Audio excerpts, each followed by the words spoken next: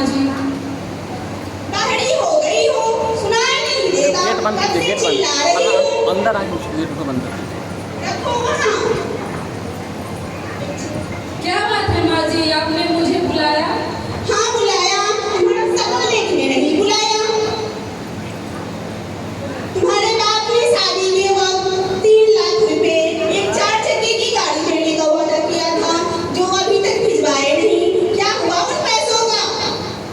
माँ जी, बाबूजी के पास उतने पैसे नहीं है। पैसे नहीं है? बिना पैसे की शादी होती है भला? इतना सुंदर मकान है, उसे कहो गिरवी रखकर दहेज का रकम चुकता कर दे। माँ जी, बाबूजी ने घर गिरवी रखकर ही तो मेरी शादी की है ना।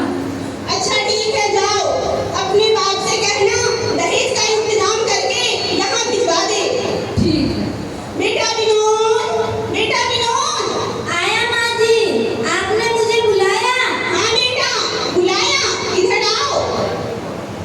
तुम्हें पता है तुम्हारे ससुर जी ने शादी के समय 3 लाख रुपए 4 चक्के की गाड़ी और बहुत सारा सामान देने का वादा किया था, जो अभी तक भिजवाए नहीं।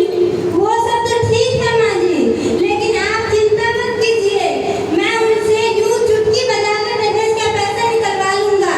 ठीक है बेटा, जाओ। जाता हूँ माँ जी। बहू, ओ बहू, सुनती हो? क्या बात है माँ जी? तुम्हारे बाप ने अभी तक दहेज का रकम नहीं भिजवाया। माँ जी, बाबूजी के पास पैसे नहीं है, वो इतने सारे पैसे कहाँ से भिजवाएंगे? बेटा विनोद, बेटा विनोद। आया माँ जी, आपने मुझे बुलाया? हाँ देख तेरी पत्नी कैसे कैंची की तरह जबान चला रही है। क्यों रे, तुम मेरी माँ से जुबान लगाती हो? नहीं नहीं, मैंने माँ जी से जुबान नहीं लड़ाई। बेटा लातों के भूत बातों से नहीं मानते। निकल जा मेरे घर से, तुम्हारे इस घर में कोई जरूरत नहीं है। प्लीज मुझे मत निकालिए, मैं कहाँ जाऊंगी? प्लीज मुझे मत निकालिए। बाहर में जाओ, तुम्हें इस घर में कोई जरूरत नहीं है। इस घर में रहना है तो कब तुम अपने बाबूजी से दहेज का पैसा लेकर आने के लिए, वरना निकल जाए इस घर से।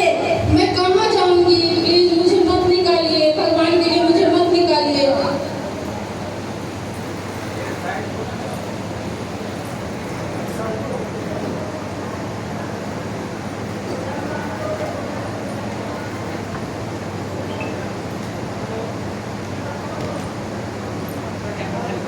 बेटी तुम यहाँ कैसे? तुम अकेले ही आए हो, दामाद नहीं आए साथ में? नहीं बाबूजी, मेरे ससुराल वालों ने दहेज नहीं देने के कारण मुझे घर से निकाल दिए हैं। वो ऐसा कैसे कर सकते हैं? शादी तो एक ही बार होती है ना, बार बार थोड़े ना होती है। ये भी तेरा ही घर है, मैं इसे बेच दूंगा। नहीं नहीं बाबूजी, इसकी कोई जरूरत नहीं है, और नहीं मुझे उस घर में दोबारा वापस जाना है। कोई बात नहीं बेटी, ये भी तेरा ही घर है, हम दोनों साथ मिलकर रह लेंगे। जी बाबूजी। विनोद, बेटा विनोद। आया माँ जी। बेटा इधर आओ। तुम्हें पता है बगल के गांव में एक लाला जी रहते हैं, उसकी एक बेटी है जो बहुत सुंदर है, बहुत पढ़ी लिखी और बहुत धनवान है। उसके पापा अपनी लड़की की शादी करवाने के लिए एक लड़का ढूंढ रहे हैं। वो अपनी बेटी की शादी करवाने के लिए टीवी, फ्रिज, कूलर, बहुत सारा सामान, एक 4 चक्के की गाड़ी भी दे रहे हैं। बहुत तो उससे तेरी बात चलाऊं। ठीक है माँ जी, इतना सब कुछ मिलेगा तब तो मैं शादी वहीं करूँगा, जरूर करूँगा, चाहे लड़की कैसी भी हो।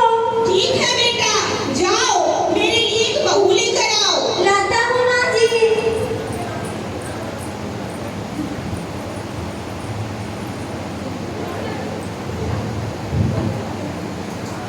और भैया, बोतल ऊपर रख दो।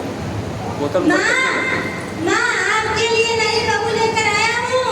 ठीक है बेटा, रुको मैं आ रही हूँ आरती की थाल लेकर। बोतल लिया, बोतल।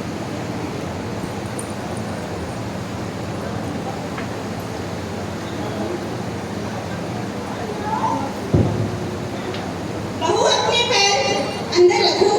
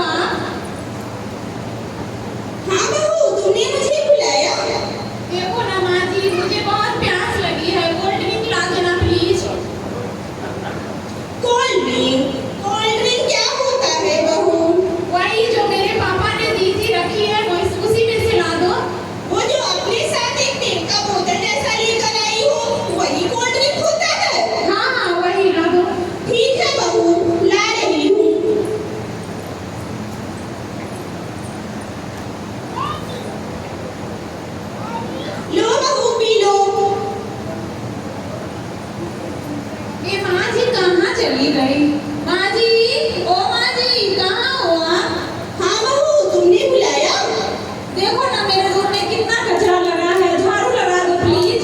झाड़ू झाड़ू मैं क्यों लगाऊं? ये तो तुम्हारा काम है झाड़ू लगाना। झाड़ू तो तुम्हें ही लगानी पड़ेगी। मैं क्यों झाड़ू लगाऊं?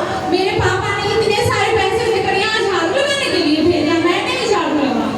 मैं बगीचे में घूमने जा रही हूँ। ठीक है बहू, जाओ।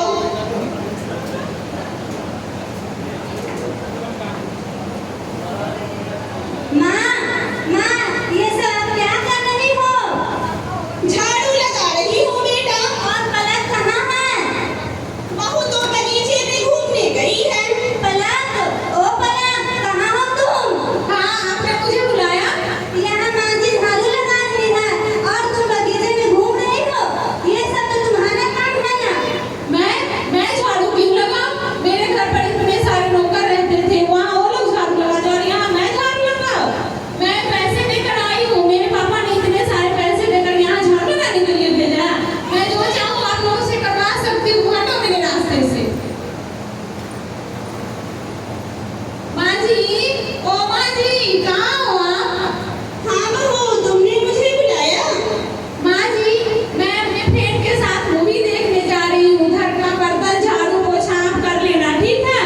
ठीक है बहू, जाओ।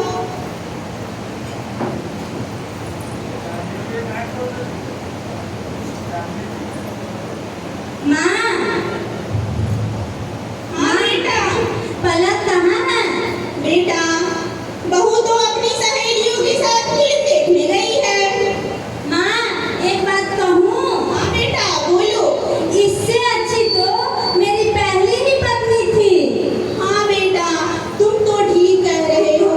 पहले वाली बहू थी तो कम से कम मुझे काम तो नहीं करना पड़ता था। ये सब आपके कारण हुआ है, अब आप पछता रही हो। बेटा, मेरे तो कर्म ही फूट गए। मैं अपने जीवन में कभी दहेज के बारे में नहीं कहूँगी। मुझे अपने पहले वाली बहू के पास लेकर चलो। अगर वो नहीं आई तो?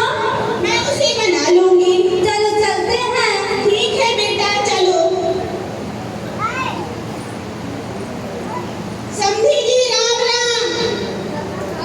सरपंच जी, राम राम। अब आप यहाँ क्या लेने आए हो? मैं अपनी बहू को घर ले जाने आई हूँ समधी जी।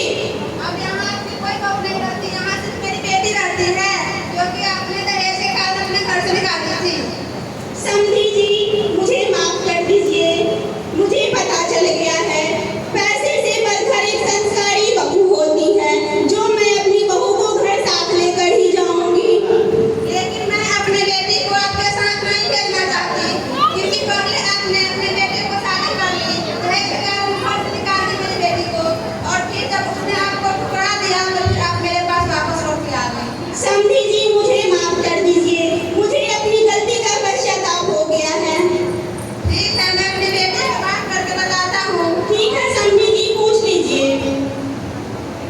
क्या बेटी, तुम अपने ससुराल जाना चाहती हो? क्योंकि बेटी का अपने ससुराल को असली घर तो ससुराल ही होता है ना।